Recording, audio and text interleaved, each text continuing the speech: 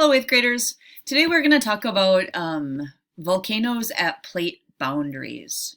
All right, our previous chapter was on tsunamis. We've got 2 chapters after this one left, and that is about different types of volcanoes, and then more specifically volcanoes at hot spots like Hawaiian volcanoes. All right, so we start out with a picture of some dude climbing up an ice climb up a volcano. And some people think that that might seem a little bit crazy when a volcano could blow without a lot of warning.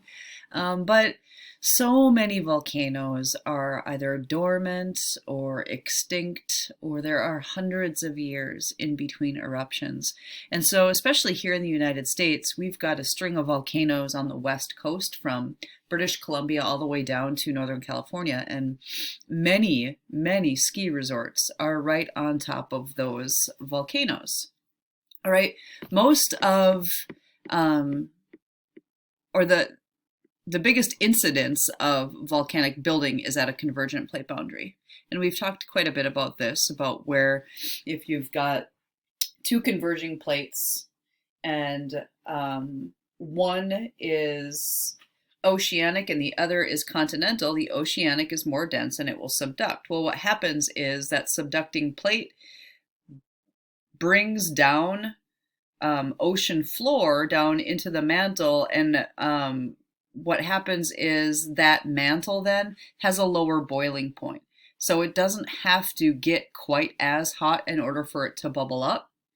And so the rock melts and it is pushed, it is less dense than the surrounding rock, and it will float up to the surface. And what happens then is if we look at, this picture here, which is the Cascadian volcanoes. There's British Columbia, Washington, Oregon, and then California. But we've got this Juan de Fuca plate right here, and it is subducting underneath. And that subducting plate is bringing down oceanic crust into the mantle. That mantle then heats up and rises to the surface, and we get this, not a straight line, but it is certainly a line of volcanoes that stretch all the way from BC to Northern California. And that happens in many places around the world. That's called a continental island arc. It can also happen when ocean to ocean convergence happens. When 2 oceanic plates converge, one will subduct, and then you have the same effect. We get these oceanic island, these island arcs that happen out in the ocean. All right, going back here. Volcanoes at convergent plate boundaries are found all along the Pacific Ocean basin. You know, if you look all along around the boundaries of the Pacific plate, that's called the Ring of Fire for that very reason. The Cascadian chain is the one that we're going to kind of focus on because it is the closest to home. And again, this is that Juan de Fuca plate. I call the whole thing the Juan de Fuca plate. It's actually 3 different plates. The Cocos plate, the Gordos plate, the Juan de Fuca plate, and then the Explorer plate right here. But they are all 3 subducting underneath. And that gives rise to some active, in our recent history, some active volcanoes. All right, so we're going to be checking out this particular chain of volcanoes. We're going to be talking about them. You guys are going to be studying one of them. The one that is probably the most popular, or that you've heard of the most, is Mount St. Helens. And the reason for that is that blew in 1980. Well, it's actually erupted since, but a major eruption happened in 1980. And it was so big and it sent ash so far up into the sky that we actually had hazy skies here in Minnesota during that time. I was a little kindergartner at that time, but I do remember it kind of having the same effect as like when we've got wildfires in Canada and the sky is a little bit hazy. That's kind of how it was here. And this whole area was just decimated with ash. It was just covered in ash, and places like, you know, some of the cities that were surrounding here, you got they were shoveling ash off of the sidewalks from that eruption. So we'll talk more about Mount St. Helens as well. Oops, gotta go here. I scroll down here. It says the Cascades have been active for 27 million years, so seismically active for 27 million years. However, the peaks of those mountains are only 2 million years old. And that makes sense because it takes a really long time, right? It takes a really long time for a plate to subduct underneath another one and for that mantle to rise up and form volcanoes, right? So even though it's taken this, or even though those peaks are only 2 million years old, they have been being built for 27 million years.